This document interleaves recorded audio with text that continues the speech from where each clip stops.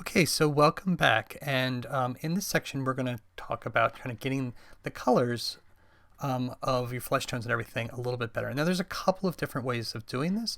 One is if we go to the swatches section here, if you click on that little item, there are a bunch of swatch libraries, and one of them is skin tones.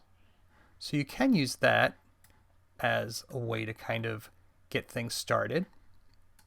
Another way, and these are kind of, one might be good for one, might not be best for the other, is to actually go in, and I'm going to once again turn a lot of these layers off except for my midtones.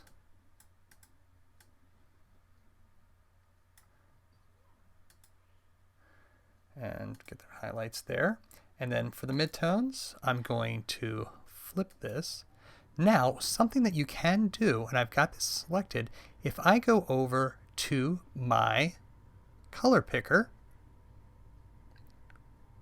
which is right here, I can actually choose a color that kind of works. And we double click on the color picker here, you can see it's a point sample. I think for what I want to do, because of this, I want to maybe do a higher average. So let's do that. Then I can get that kind of as a start, and then I can kind of go and adjust this. So I maybe want to go a little bit more towards the yellowish color with this. All right.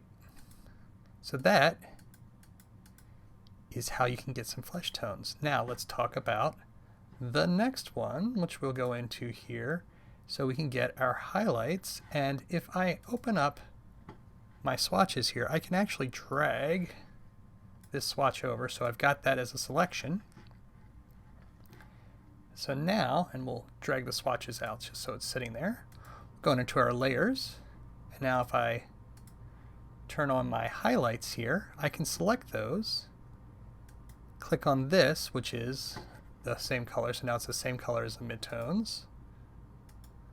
But then if I double click, I can, if I go over here to, let's say, brightness, can bring the brightness up on that. And maybe I want to go even a little bit higher. So I clicked on the B here, which means that it's going to select the slider. You could do saturation or hue.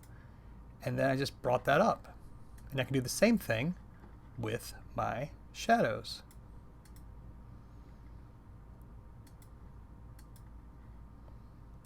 Select that,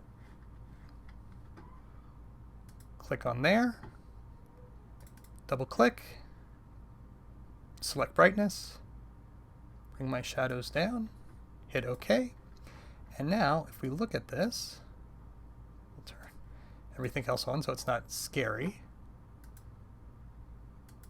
can see that this feels a lot more normal. Of course, we haven't gotten these dark shadows yet, but this seems a lot better.